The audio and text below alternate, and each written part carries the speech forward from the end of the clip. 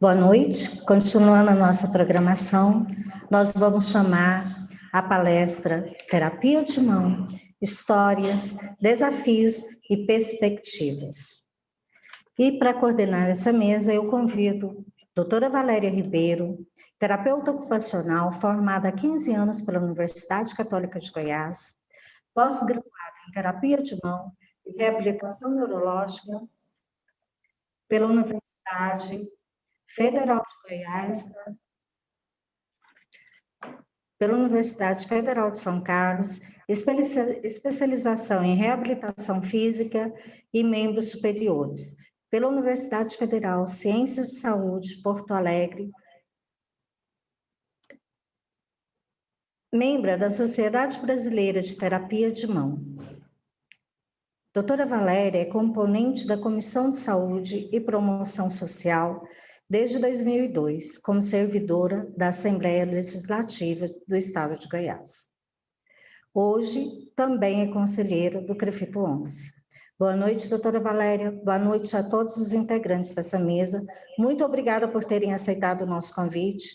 Sejam muito bem-vindos e que tenham excelente palestras. Boa noite a todos.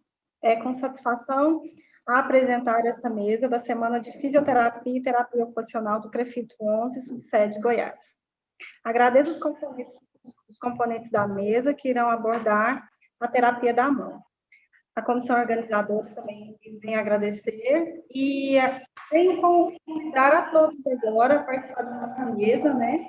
E convido a nossa primeira palestrante, a doutora Leila Abdala, de São Paulo, com a graduação na USP, estágio em Hand Center Filadélfia, especialização pela terapia da mão pela USP, membro fundador e ex-presidente da Sociedade Brasileira de Terapia da Mão, membro fundador e ex-presidente da Sociedade Sul-Americana de Terapia da Mão, e convido ela agora para começar a sua palestra. Boa noite a todos vocês. Tá dando para me ouvir direitinho? Tá ouvindo direitinho? Tá ouvindo? Vocês estão me ouvindo? Tá. Agora, eu gostaria que projetasse. Por favor. Vou guardar um pouquinho.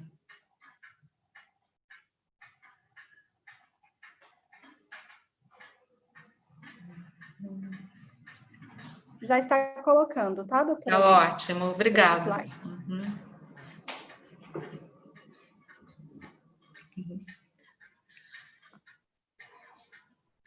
Bom, eu vou falar sobre a terapia da mão no Brasil e eu vou contar um pouco da nossa história.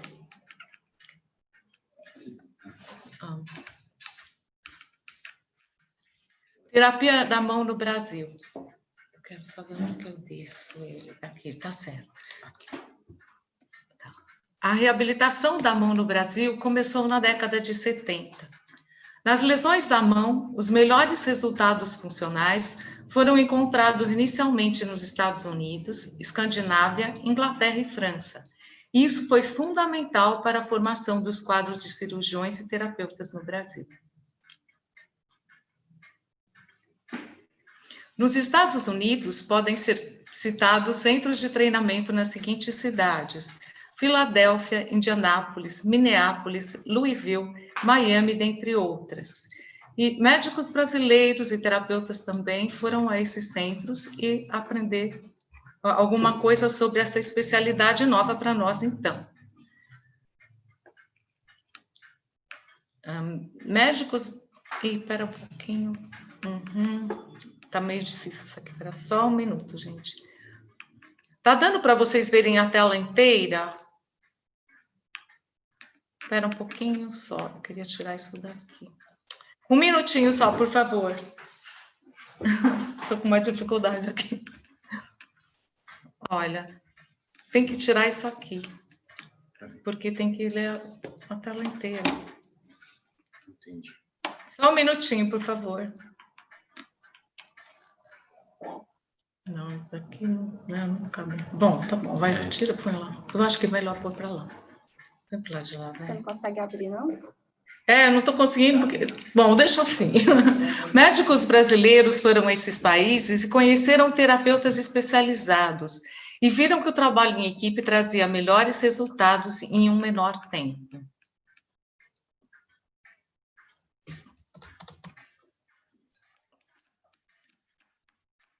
Aí, ó, agora... Aí é também difícil isso.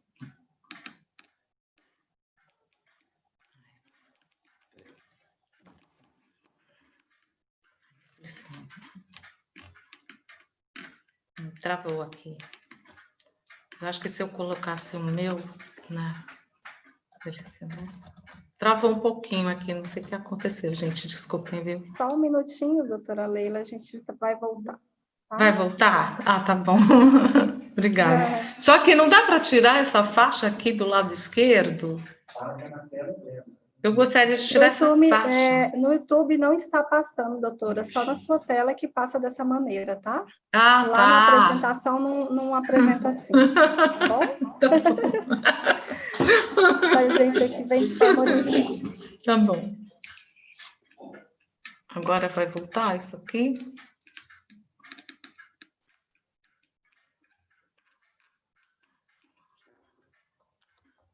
Aham, tá. Tá meio difícil de passar, né? Não sei, tá travado, né?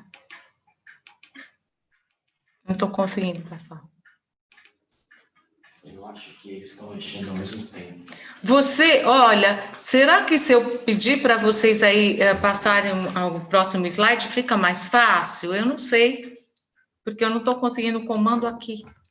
Doutora, a gente está passando ela bem lentamente e Tá está dando bom. até essa próxima. Então, ó, eu não vou então mexer aqui, tá bom? Eu vou deixar vocês passarem, porque eu acho que isso talvez esteja interferindo, tá bom? Pode ser. Pode ser, eu acho que sim. Então, pode ir passando, por favor, um pouquinho.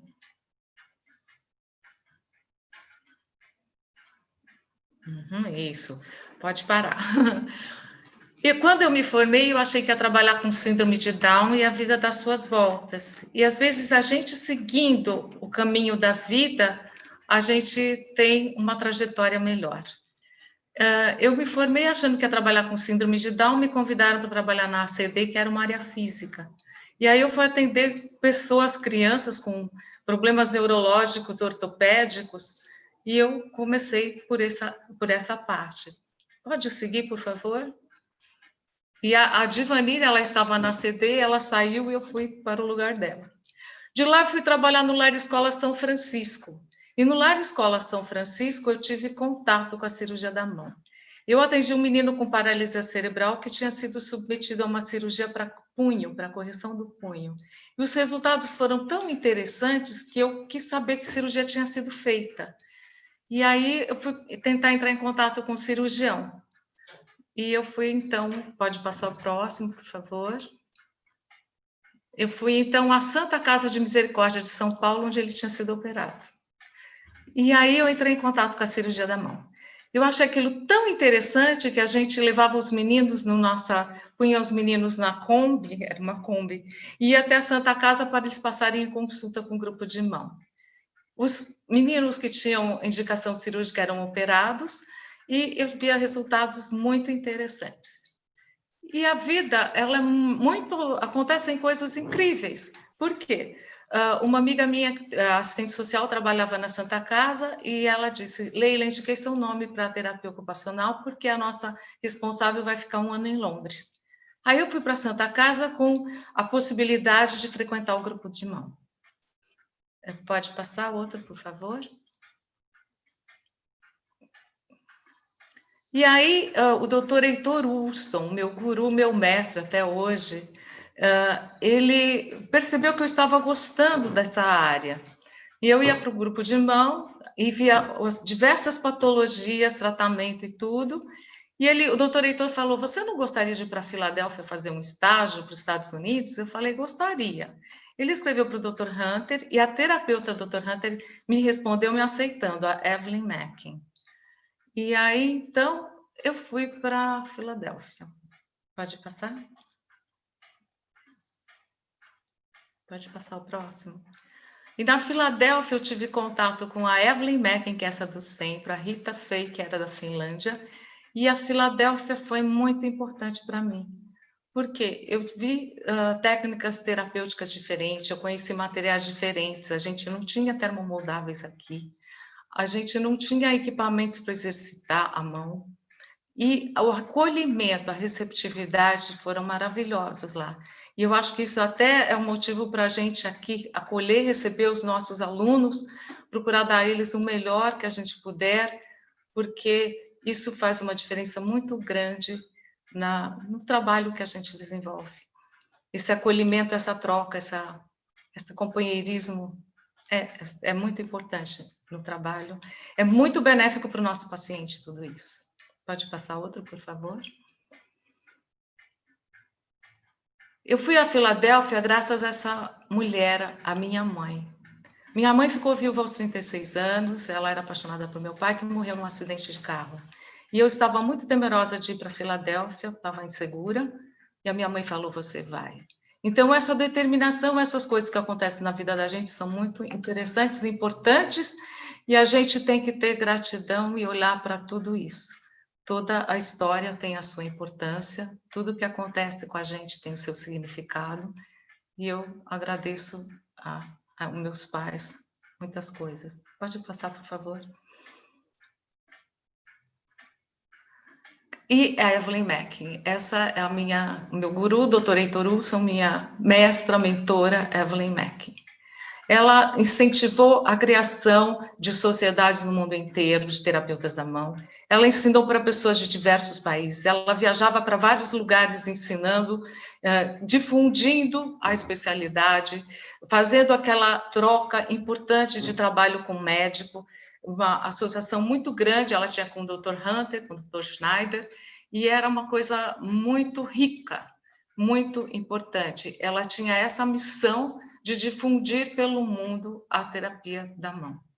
E ela insistia para que a gente criasse a Sociedade Brasileira de Terapeutas da Mão. Ela deu um grande incentivo para que a gente fizesse isso.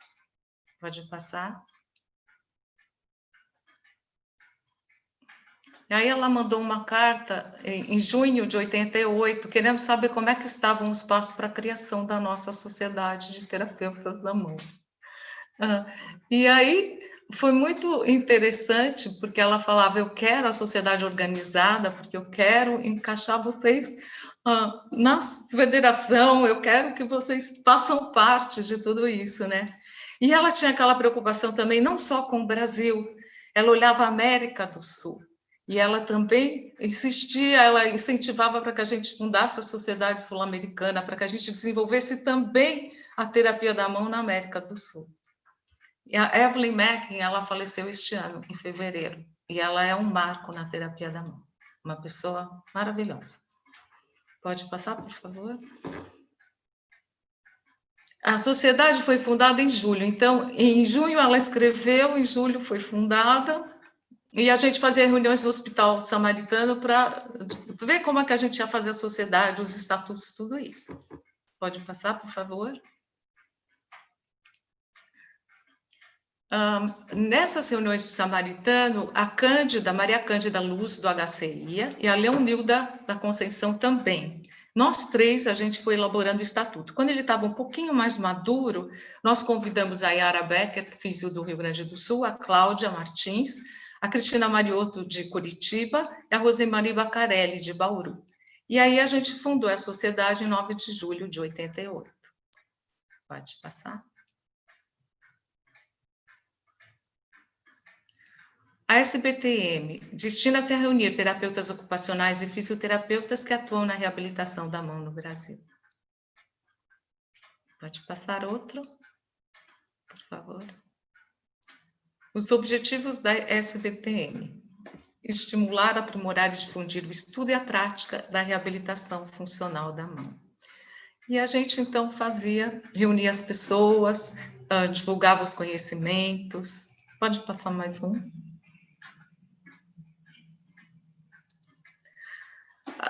Então, a gente difundia o conhecimento como? Fazemos reuniões, congressos, jornadas, cursos e publicações. Intercâmbio com outras associações que se destinavam aos mesmos fins no Brasil e no exterior.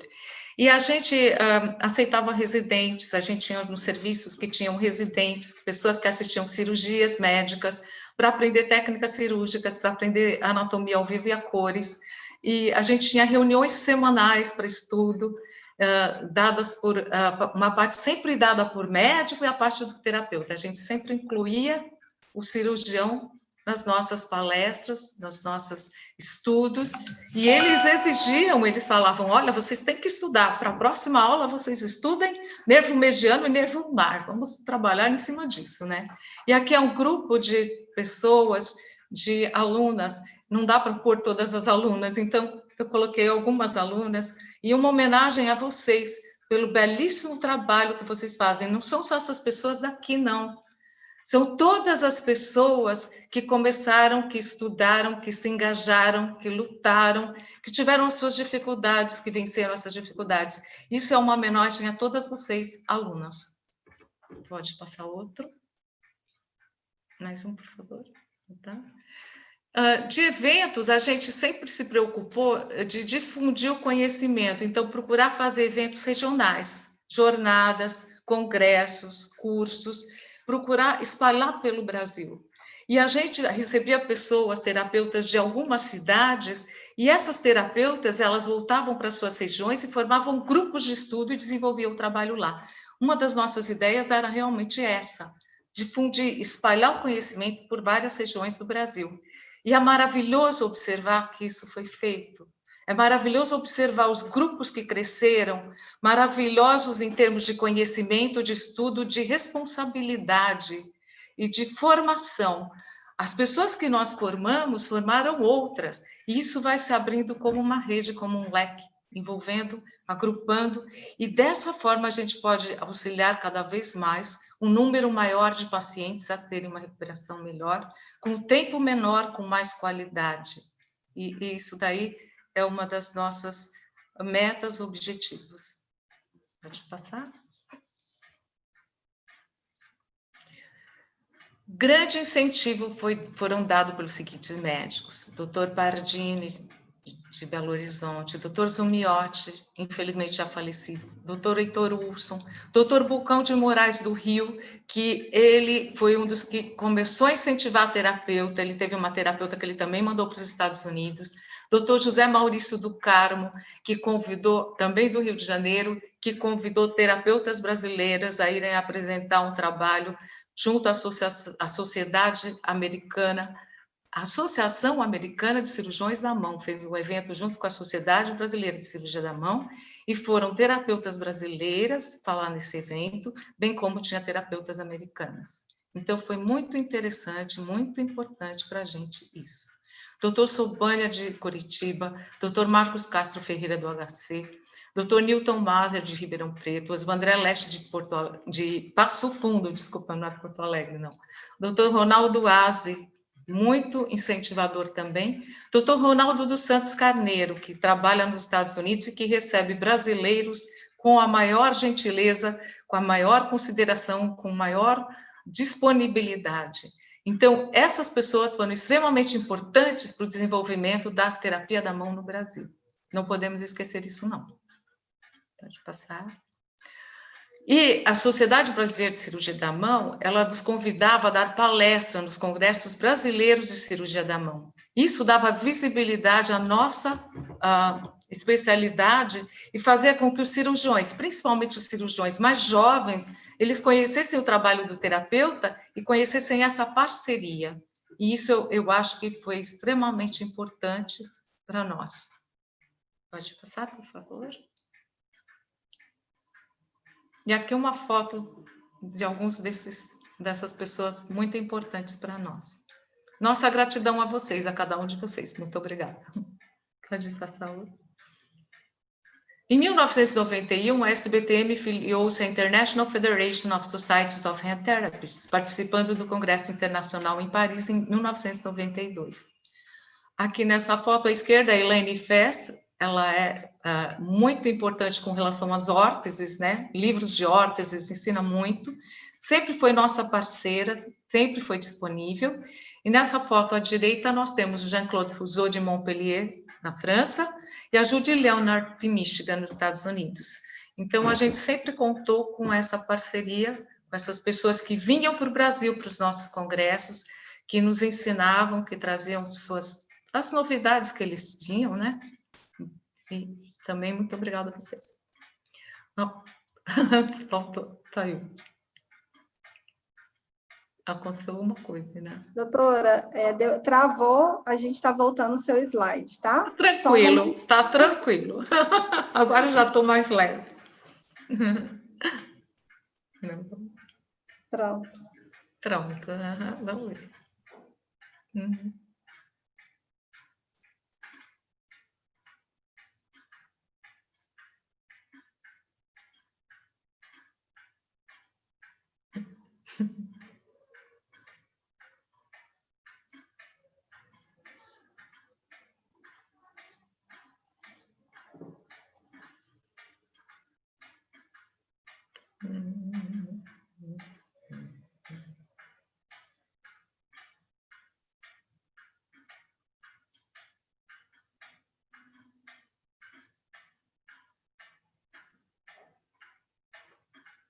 O que aconteceu?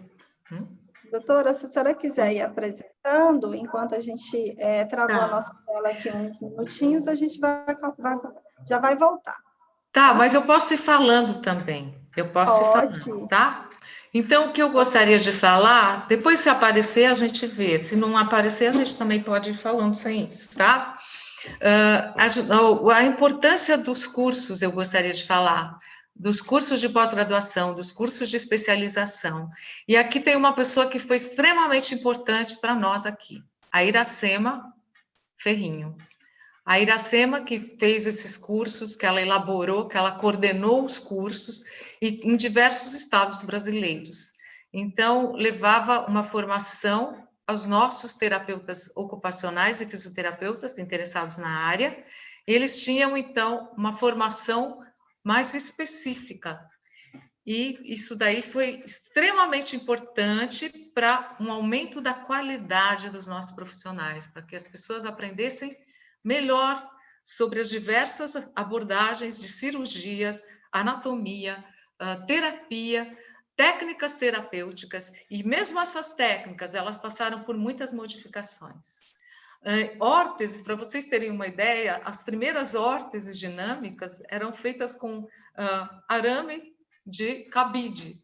Aquele arame de cabide de tintureiro, a gente fazia tração dinâmica com aquilo. Então, foi um sonho no momento em que os materiais começaram a vir para o Brasil, porque a gente não tinha termomoldável, nem tem, né? E era muito difícil a gente trazer isso para cá. E a gente lutava muito quando trazia alguma coisa que viajava e trazia, porque a gente tinha problema na alfândega, a gente tinha que fazer um comício dizendo que era importante para os nossos pacientes aquilo. E quando... Aqui, ó, a Iracema. Querida Iracema, obrigada por tudo. E agora eu vou continuar falando esse pedacinho que eu estava falando, né? Porque quando os materiais começaram a chegar ao Brasil, uma firma americana entrou em contato conosco e quis viabilizar isso. E foi uma transformação extremamente grande, porque a gente começou a ter acesso a massas, hand helper, wrist exerciser, alguns dispositivos que nos ajudavam no trabalho. Isso foi muito interessante, foi muito importante para a gente. Bom, em 2004, a SBTM teve uma reforma nos estatutos, passando a ser denominada de Sociedade Brasileira de Terapeutas da Mão e do Membro Superior. Por que isso? Porque a gente trata o membro superior inteiro, a gente não consegue dissociar um pedaço. Vou passar um pouquinho mais depressa, porque acho que a gente demorou ali, né? A SBTM também estimulou o desenvolvimento da terapia da mão e do membro superior na América do Sul, incentivando a criação de associações de terapia da mão nestes países e também intercâmbio com participações em congressos, cursos e jornadas. Pode passar? Aqui, essa terapeuta da esquerda é a Paula, ela é de Buenos Aires, da Argentina, e ela esteve conosco no congresso nosso, e aqui o doutor Ronaldo Carneiro, que recebe os brasileiros de uma forma maravilhosa nos Estados Unidos. vários profissionais passaram lá. Volta um pouquinho, por favor, que eu preciso falar desse aqui.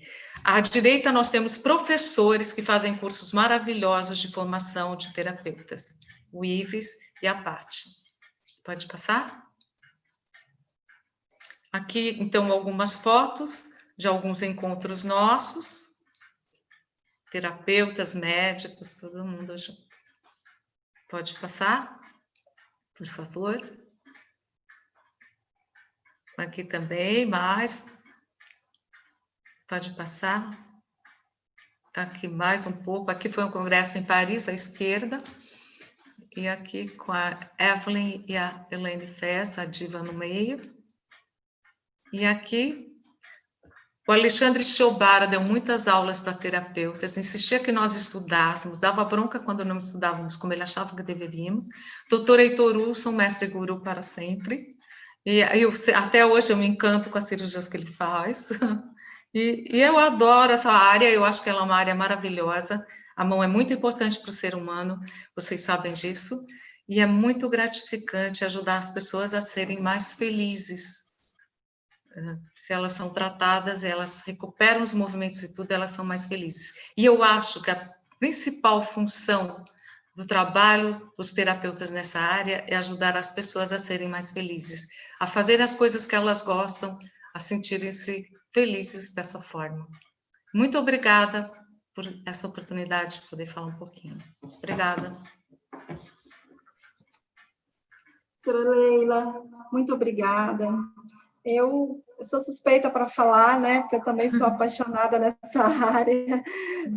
Obrigada por ter aceitado o nosso convite, tá? Pelo carinho, sua apresentação maravilhosa, citando nomes que, para nós, são pessoas importantes também na nossa vida, como percussoras do nosso trabalho. Tá bom? Muito obrigada, fiquei encantada. O próximo convidado é o Dr. Marcos Carlito, terapeuta ocupacional da Secretaria de Saúde do Distrito Federal, terapeuta em graduação em terapia ocupacional pela UNB em 2013, aprimoramento profissional em terapia ocupacional com ênfase em reabilitação do paciente em Hanseníase, em Bauru, São Paulo, em 2014, residência em saúde funcional e reabilitação pelo CRER, 2015, especialização em reabilitação em membro superior e terapia da mão pela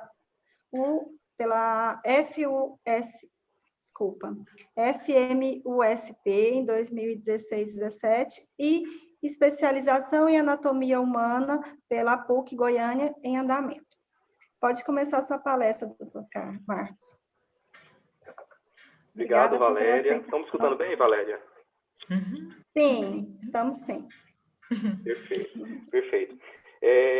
Desde já gostaria de agradecer o convite, né, que foi realizado pelo CREFITO 11, Goiás, em nome da doutora Valéria, da doutora Marta, né, e dizer que é uma honra falar, né, dividir essa mesa, né, com a doutora Leila, né, que antecedeu a fala, né, a doutora Rosana, a doutora Valéria e o doutor Bruno.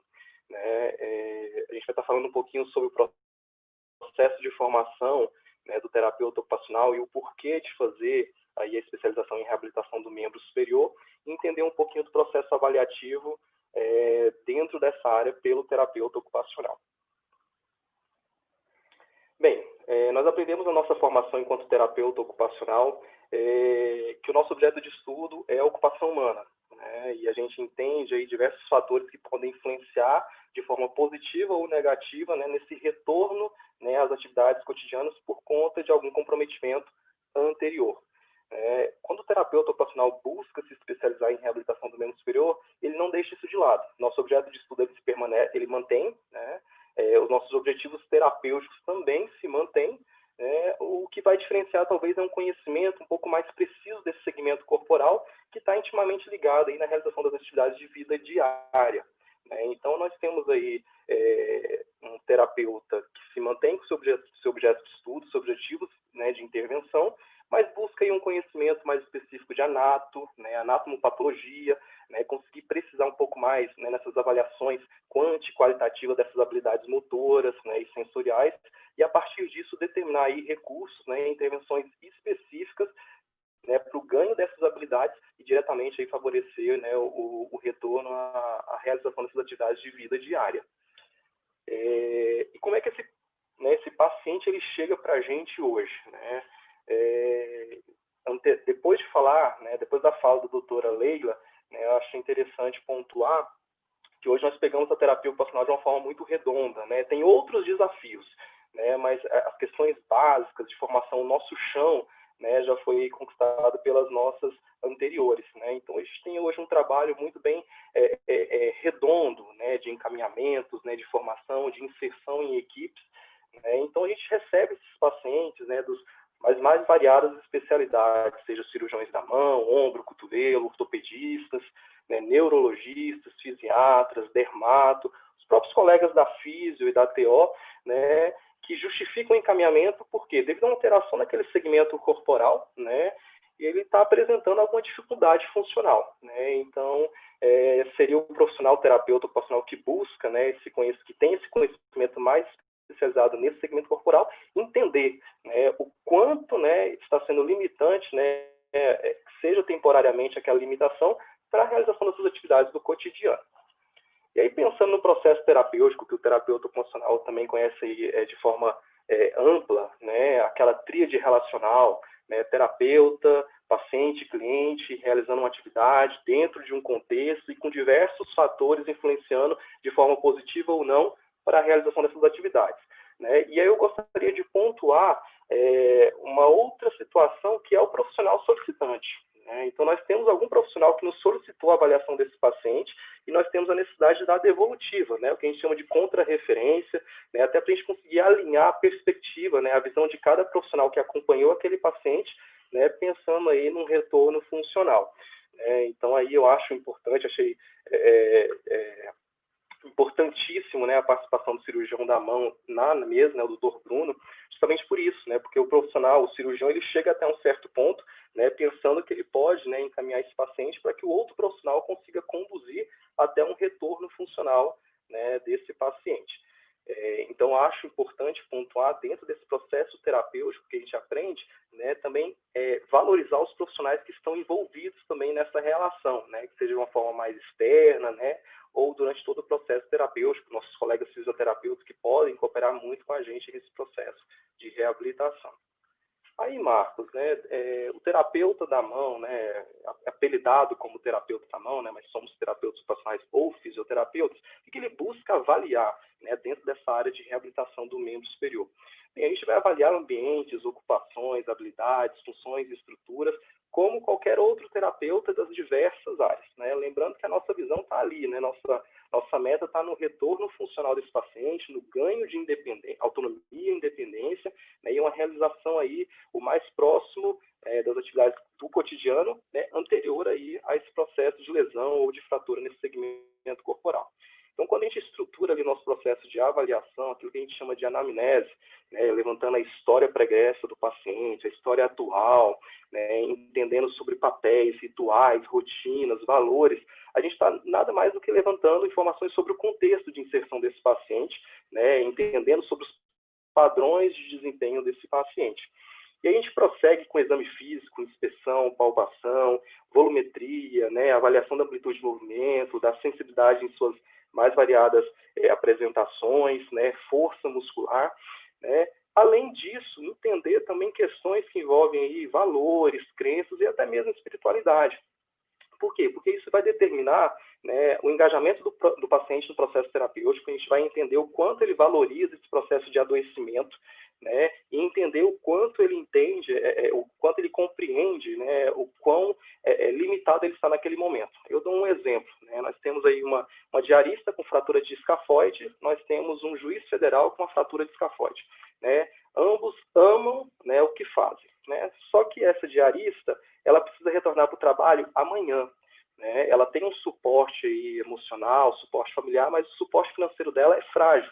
E nós temos um juiz, né, federal que tem aí também esse suporte familiar, emocional, e tem uma certa segurança para permanecer aí 2, 3 meses em processo de reabilitação, né? Então, a gente precisa levantar essas informações e entender a compreensão do paciente em relação ao processo de saúde e doença, até para entender se ele vai chegar até o fim do processo terapêutico, né? Porque ele pode começar a melhorar ali eu preciso voltar, Marcos, eu preciso sair porque eu preciso voltar a trabalhar. Né? Então, a gente consegue levantar essas informações, né, através aí, dessas questões que envolvem os fatores do cliente. Bem, o paciente chega para a gente com uma queixa, né? Não consigo mais escovar os dentes por conta, o paciente está engessado, está imobilizado com uma tala, uma órtese, ou por causa do edema exuberante pós-operatório, ele não consegue, né, realizar os movimentos de levar, né, aí uma escova, um talher até a boca. Né? No processo de avaliação, a gente consegue fazer uma simulação desse movimento, né, de levar um talher, uma escova até a boca, para entender onde é que está o comprometimento. Se é de um início de movimento, se é um medo do movimento, se de fato é alguma lesão estrutural ali que está levando, né, a ele não conseguir realizar, ou por ser um processo mesmo de agudização, né, daquela lesão. Nada mais é do que levantar informações sobre habilidades de desempenho. Né? E pensando nas ocupações, né, a menina dos nossos olhos aí, o terapeuta ocupacional, o terapeuta dentro da reabilitação do membro superior, lança mão aí de diversas avaliações que fazem essa classificação de dependência. Né? A gente tem aí a COPM, a gente tem o DASH, CADS, Bartel, MIF, para quem tem a formação, e aí questionários de qualidade de vida para a gente entender a satisfação do paciente nesse processo de saúde e doença atual. Né? Dentro do processo terapêutico, né, eu paro por aqui sobre essas questões de avaliação, que a continuidade aí vai ser falada pela colega Rosana, mas eu gostaria de ressaltar aí realmente essa importância que se tem do terapeuta ocupacional se especializar, né, e especificamente aqui, né, se especializar em reabilitação do membro superior. Por quê? Porque tem diversos fatores que cooperam para isso. Pessoal, nós temos uma mudança, né, dos tipos de trauma, né, dos gestos que levam ao trauma, né? Nós temos hoje, vivenciando por conta dessa pandemia, um aumento do número de cortes, né, de pacientes que se queimam, né, por causa do excesso de álcool na pele, né? Então, a gente tem aí uma grande demanda, né, que se estabelece aí por conta desses acidentes, ou mesmo por lesões, né, que vão acontecendo ao longo do tempo, por uso inadequado de utensílios, questões ergonômicas aí. Além disso, nós temos um profissional, né, especializado, um cirurgião da mão, do ombro, do cotovelo, né, que a partir do momento em que ele faz uma cirurgia, ele está olhando, né, poxa, esse paciente tem uma perspectiva de melhora, se introduzido um processo precoce, né, e adequado de reabilitação com um profissional, né, que entende esses processos de recuperação tecidual. Né? Então, exige aí a formação de um terapeuta, né, que tenha aí um olhar um pouco mais preciso para essa área. Né? E, por fim, eu acho que um dos fatores que mais cooperam para a gente é a nossa formação de base, né? Em que nós temos aí uma formação ampla, né, em entender sobre o desempenho ocupacional, em entender sobre os diversos fatores, né, que nos levam aí a ter um bom desempenho ou não nas nossas atividades significativas, né? E aí, com a possibilidade da especialização, a gente consegue entender um pouco mais desse segmento corporal e, a partir do momento que ele está lesionado, né, como segue o processo de cicatrização de cada tecido quando introduzir um processo de reabilitação precoce ou segurar um pouquinho a mão. A gente consegue unir todas essas informações aí e caminhar um pouquinho, né, de uma forma mais tranquila, né, dentro aí desses ambulatórios, dessas intervenções em traumato-ortopedia. Bem, eu acho que é isso, né, e estou disponível aí para qualquer dúvida. Marcos, muito obrigada.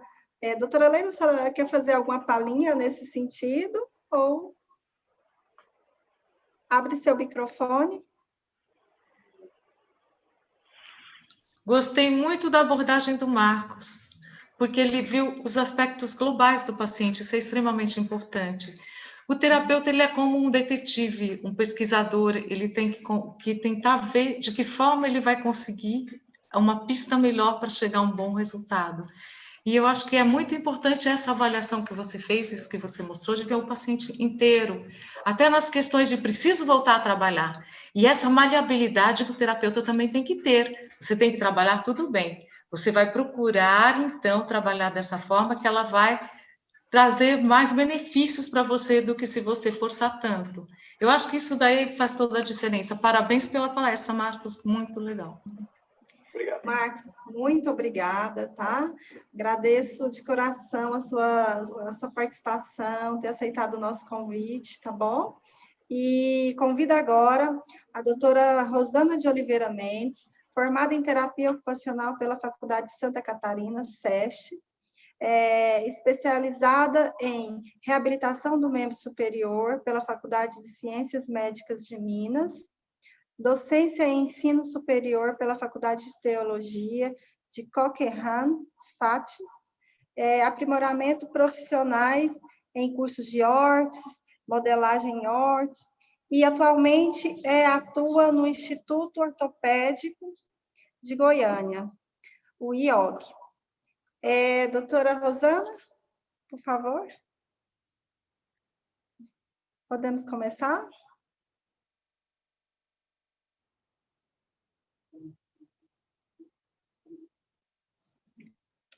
Pode abrir o seu microfone. Tudo bem? Boa noite. Seu microfone. É só você liberar ele na tela. Não está conseguindo? Não, deixa eu ver se... Consegue me escutar agora?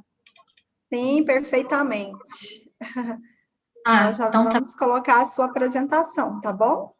Então tá. Boa noite a todos. Eu quero agradecer ao Prefeito 11 pelo convite e a todos os meus colegas da mesa. Podemos começar? Vamos já colocar a sua apresentação. Boa apresentação. Obrigada. Eu vou falar sobre recursos terapêuticos. É um tema muito vasto. Os terapeutas, eles têm uma capacidade de criar recursos que impressiona, e isso deixa ainda mais bonito o processo de reabilitação. Então, o que são esses recursos? São as atividades, os objetos, as técnicas e métodos utilizados com o intuito de auxiliar o nosso paciente durante o processo de reabilitação. E os objetivos desse recurso são facilitar a execução da atividade para promoção da autonomia e melhora da função, o que vai impactar diretamente na qualidade de vida do nosso paciente. Para a escolha desses recursos, a gente tem alguns critérios, que é a avaliação, o interesse do paciente e as habilidades do terapeuta, né? A avaliação ela é necessária para determinar o plano de tratamento que visa a redução de déficits funcionais, como dor, limitação de ADM, força muscular, sensibilidade e a reintegração do cliente no contexto familiar, profissional e social, né? E uma coisa muito importante é o interesse do paciente, porque a gente pega uma clientela que vai da criança até o idoso. Então, essa escolha de qual recurso utilizar tem que estar muito ligada com como é que eu posso falar? Com a escuta do terapeuta. Porque, apesar da gente reabilitar, digamos, a mão, ou o cotovelo, ou o ombro, você não consegue dissociar um membro de uma pessoa. Então, se você quer um engajamento maior do seu paciente, é interessante que você conheça o que ele faz, qual a atividade laboral dele, de lazer, o que ele gosta, e tentar trazer para ele essas possibilidades dentro do processo de reabilitação. O engajamento dele é muito maior. A gente sempre vê isso dentro do ambulatório de mão. Outra coisa é a habilidade do terapeuta, né? E uma dessas habilidades é a escuta. Tá escutando? Tá certo?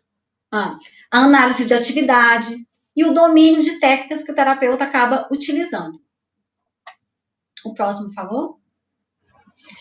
Dentro de todos esses recursos, as hortas, elas encantam a todos nós pela possibilidade do paciente poder levar a terapia para casa, o que acaba por inseri-lo de forma mais rápida ao mercado de trabalho, às suas atividades da vida diária, de lazer, né? Então, assim, o que são as hortas? São dispositivos externos aplicados ao corpo para modificar aspectos funcionais ou estruturais do sistema neuromusculoesquelético, para obter vantagem mecânica ou ortopédica.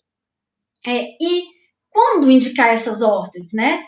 Quando eu quero estabilizar ou imobilizar um segmento corporal, na prevenção de contraturas, para corrigir deformidades, ganhar amplitude de movimento ou para proteger alguma lesão.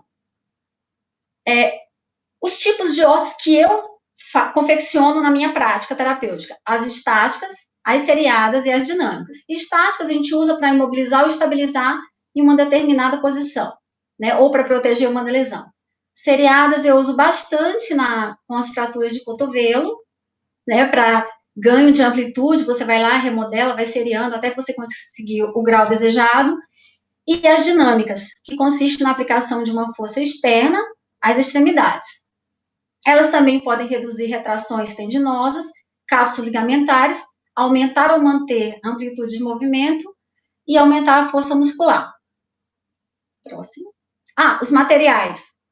Os materiais que eu utilizo para confeccionar são os termoplásticos de baixa temperatura, neoprene ou velcro Japão e off-cast. Também tem as órteses em impressão 3D, mas eu não as faço, e órteses pré-fabricadas também, que eu não indico aos meus pacientes. As órteses estáticas que eu mais confecciono, órtese para risartrose, um COCAP ventral. Volta, por favor. Um COCAP ventral que usamos muito para fratura radiodistal, na troca do gesso, ou para síndrome do túnel do carpo, entre outras, né? É uma órtese muito versátil. A órtese, como eu tinha falado antes, extensora de cotovelo, é uma órtese seriada, o paciente vai ganhando e a gente vai remodelando, seriando essa órtese, para que ele consiga chegar à angulação máxima. Próximo. Outro material muito interessante é o off-cast, por ele ser confortável, ele ser leve, e os pacientes gostam bastante. Na minha experiência, eu utilizo muito em órteses de dedos, como osteoartrose, como está no exemplo, e essa, para a risartrose, eu confeccionei para uma paciente que é dentista, e ela precisava de uma órtese muito leve, porque ela precisava usar durante o trabalho embaixo da luva. Então, a gente pesquisou o material e a gente resolveu colocar a off-cast, e ela assim, trabalha, não reclama, e conseguiu realizar a sua função de forma precisa.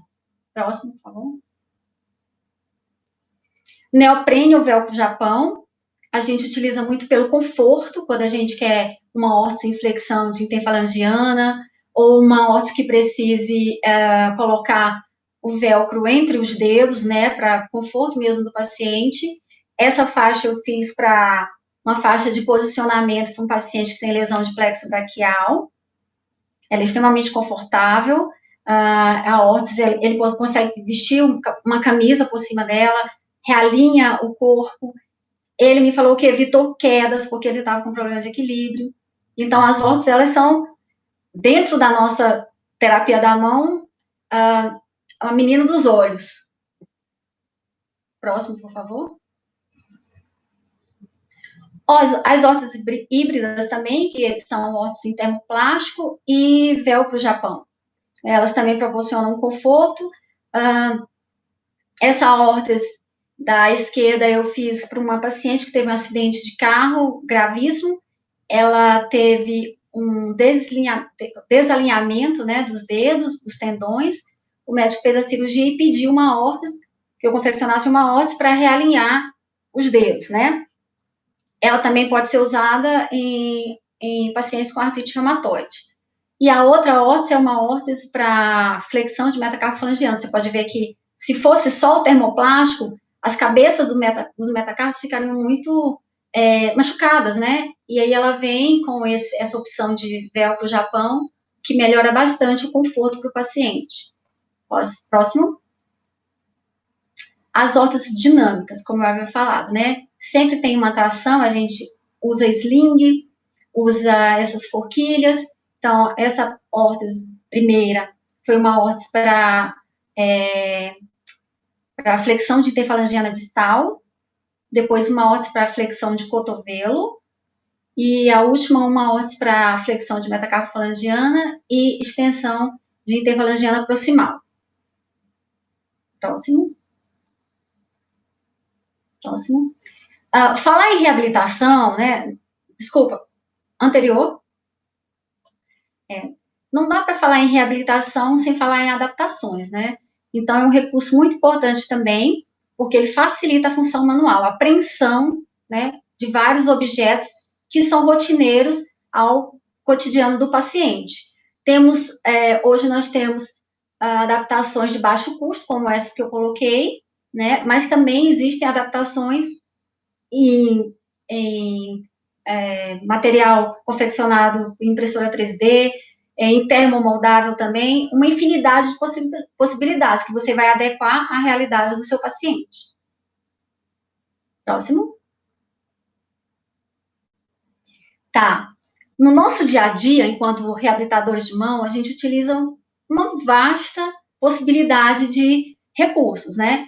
E dentre eles, temos vários tipos de massageadores, como a gente encontra nessa primeira foto, com várias ponteiras diferentes, com massagem vibratória, com texturas diferenciadas, que a gente trabalha a sensibilidade do paciente. Temos também essa tábua de velcro, onde a gente trabalha a força, trabalha amplitude de movimentos, sensibilidade, as tensões. E aí, como eu falei, os recursos vão muito da análise de atividade que você faz e da sua escuta e avaliação do paciente. A ventosa a gente usa bastante, né, no manejo da cicatriz, para remodelação cicatricial. Próximo. Próximo, por favor. A massinha terapêutica, que é a querida de todo mundo adora, todo terapeuta utiliza bastante, né, para ganho de força e ADM. O hand helper. Anterior, por favor. Volta, por favor. Não, volta, por favor. Volta. O hand helper e o digiflex, né, o próximo. Todos usados para ADM e força. Próximo, por favor. Valéria, tá me escutando? Outro recurso Power Web, bastante utilizado, né, para ganho de amplitude e de força. O Coban, que a gente usa bastante, né, para diminuição do edema, que é uma malha autoaderente que você coloca de distal proximal. Temos o tape, que a gente faz para ganho de ADM também, que pode ser feito com fita crepe, com off-cast, com velcro, com neoprene, enfim, vai da criatividade do paciente, do terapeuta. Próximo. Próximo. Eu queria encerrar minha fala.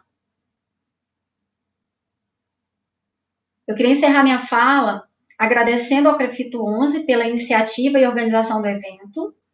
E queria deixar esse vídeo que emocionou a todos, que retrata muito bem o que os cirurgiões e terapeutas da mão buscam, né, que é a função humana com todo o seu significado. Muito obrigada.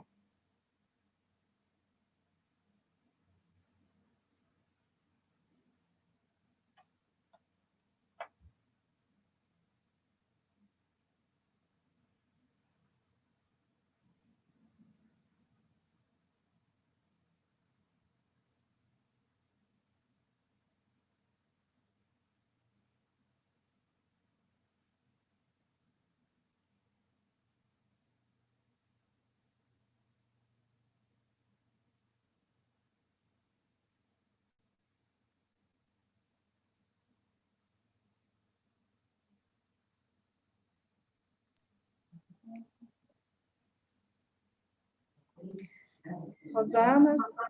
Oi. Eu não sei se eu consegui me fazer entender, eu fiquei sem retorno. Não, mas a gente queria mostrar o vídeo, porque é um vídeo muito bonito, né? E a nossa busca, né? É função.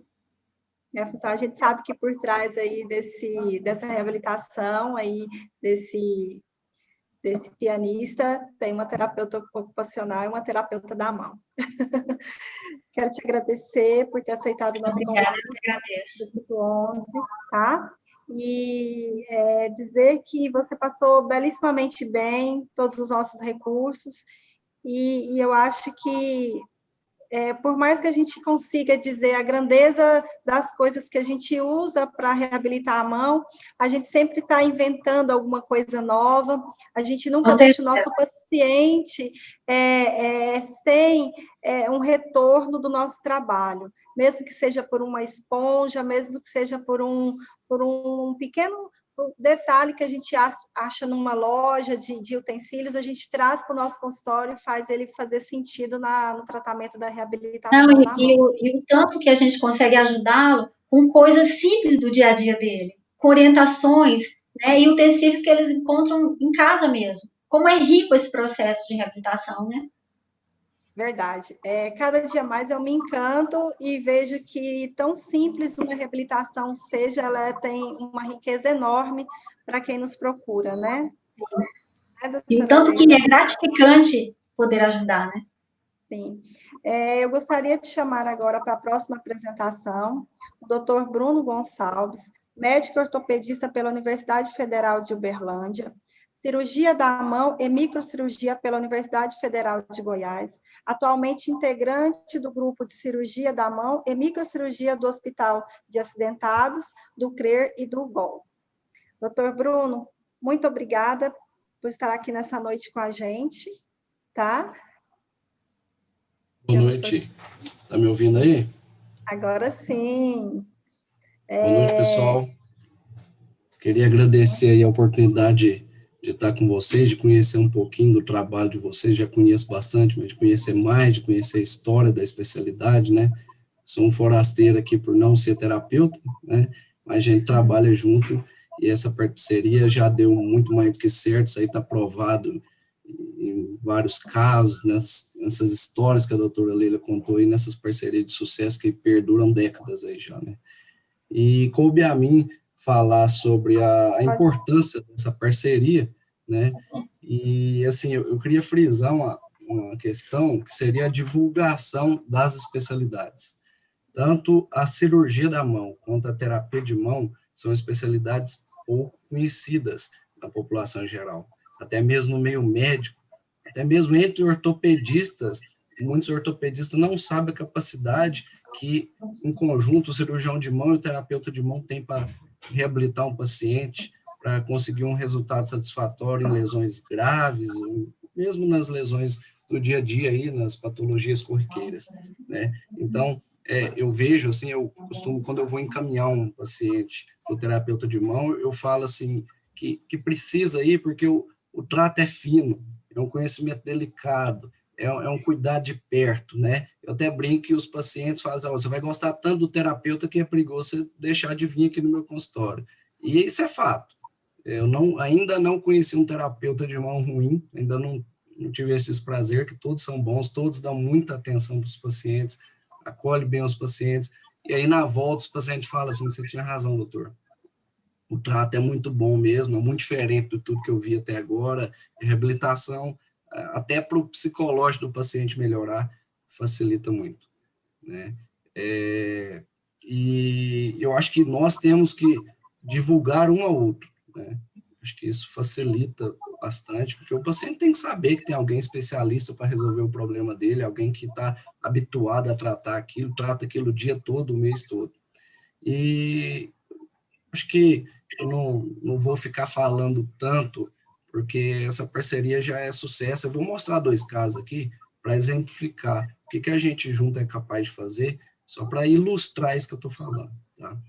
Esse primeiro caso é um paciente que eu operei. Esse paciente, ele é um paciente aí que tinha 67 anos, e ele tinha acabado de aposentar e comprou uma passagem de avião com um grupo muito grande para ir para a praia.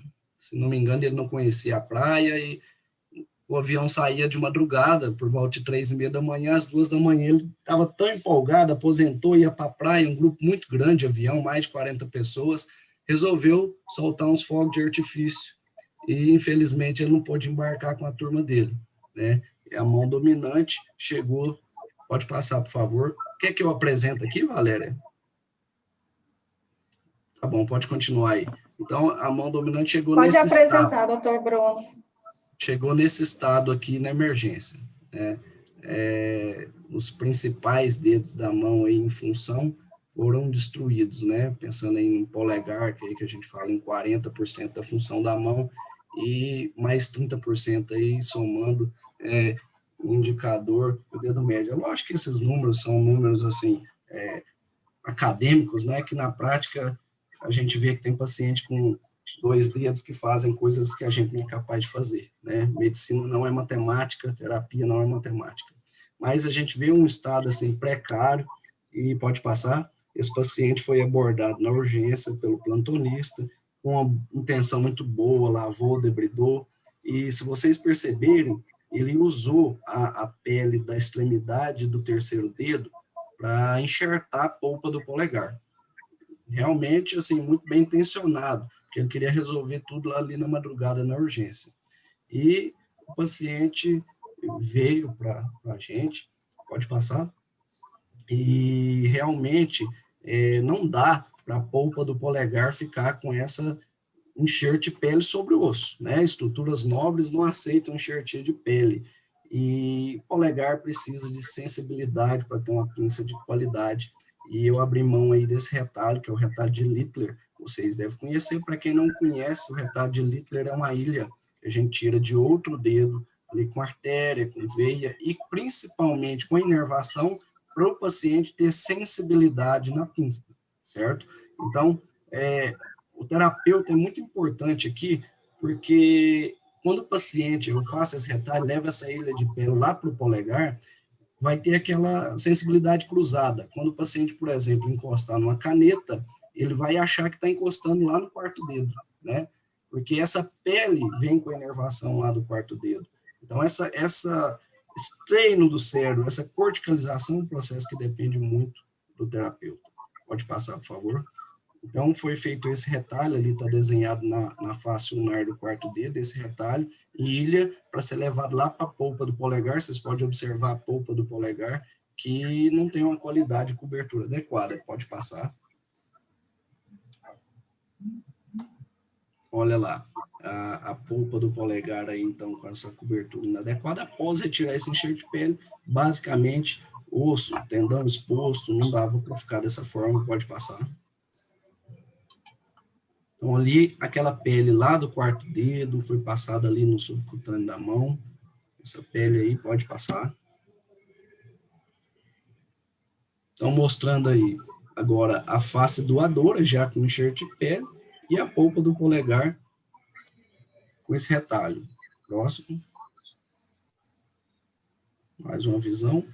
Um dreno ali na palma da mão. Vocês podem ver aí essas lesões aí, pólvora, na mão dele, foi uma lesão grave, e os outros dedos lá, a extremidade do segundo e do terceiro dedo também precisavam ser melhorados, isso também foi feito. Próximo. Então, um paciente aí com pós-operatório de cerca de uma semana, a gente vê uma perfusão boa do retalho, o enxerto de pele indo bem ali no quarto dedo, a extremidade dos dois dedos ali, do segundo e do terceiro, mais arredondadas. Pode passar. E o paciente, após a retirada de pontos aí, com umas 3 semanas de pós-operatório, já nesse estado, e às vezes a gente esquece de como que essa mão ficou no momento do acidente, né? Mas mais importante do que isso é a função, como vocês acabaram de falar, a Rosana falou agora. Pode passar, por favor. Então, aí vem o trabalho de vocês, né? O trabalho árduo. A gente sai de campo e fala assim, vai lá para o terapeuta, vai sofrer um pouquinho lá, e trabalha de perto, no dia a dia, às vezes muito mais próximo do que a gente, né? E o paciente volta para a gente assim, ó, pode passar que o vídeo vai rodar sozinho. O paciente volta para a gente nesse estado. Está travando um pouco, a gente percebe assim, um paciente já com a extremidade do segundo e do terceiro dedo bem arredondada, sem choque, sem aquela sensibilidade exacerbada, o paciente que consegue fazer uma pinça com qualidade, pegar pequenos objetos. Esse paciente está ainda em reabilitação, nesse vídeo aí, com uns 3 meses de pós-operatório, ainda nesse processo de corticalizar. Quando encostar no polegar, o cérebro dele tem que aprender que está encostando no polegar e não no quarto dedo. Próximo. Esse segundo caso aqui, para finalizar, é um paciente que era dono de uma padaria e ele tinha um forno a lenha e foi cortar a lenha com a serra circular e perdeu, infelizmente, os dedos da mão dominante. Pode passar. É interessante nesse caso aí que um colega ortopedista do interior que atendeu ele, até conhecido meu, falou para o paciente assim, olha, sua mão acabou, não tem volta. Esse caso nem é um caso meu, eu estava na equipe desse reimplante, mas não é um caso que eu era o cirurgião principal, e o ortopedista falou para ele, ó, sua mão acabou, isso não é igual o rabo de lagartixa que cresce outro, não, já era. Eu vou te mandar para Goiânia para tentar, assim, melhorar o aspecto da sua mão. Interessante que a ponta do indicador, a extremidade do indicador, não foi encontrada lá na madeira, só foi encontrada a extremidade do quarto dedo, do dedo anular. Próximo. Então, foi feito um reimplante, horas e horas de cirurgia, madrugada dentro, e aí o terceiro dedo que estava preso por uma ilha de pele foi reimplantado, e o quarto dedo, nós optamos por reimplantar ele trocado. Pegamos a extremidade do quarto dedo e reimplantamos no indicador por uma função muito mais importante. Ele ficou com esse coto no indicador, à primeira vista, aí olha uma mão emaciada, muito tempo de sofrimento, um tempo aí já elevado de amputação, gera esse quadro mesmo. Próximo. Então, aí com 3 dias de pós-operatório, emaciada, essa pele aí no dorso desse terceiro dedo gera uma certa agonia, né? Uma vontade de tirar essa pele, mas tem que ir com calma, igual a reabilitação é com calma, esse processo cirúrgico também é. Próximo.